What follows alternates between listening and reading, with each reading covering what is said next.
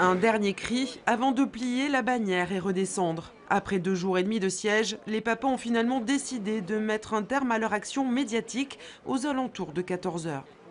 On est redescendu parce qu'au bout de quelques temps, les médias ne s'intéressent plus à nous et qu'il faut vraiment faire un impact rapidement, efficacement. Et le seul moyen de se faire écouter, c'est en quelques jours. Donc 3 jours, c'était suffisant. Mercredi matin, le groupe composé de 6 hommes et d'une femme a profité d'une visite guidée pour s'enfermer en haut de la cathédrale Saint-Corentin. Leur objectif, faire parler d'eux et sensibiliser le public à leur cause.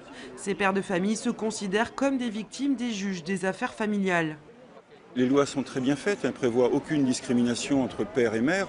Ce sont les juges aux affaires familiaux qui introduisent cette discrimination puisque 8 fois sur 10, ils confient la résidence des enfants chez la mère et puis accordent des droits qu'ils qualifient eux-mêmes de droits classiques, à savoir un week-end sur 2 et moitié des vacances.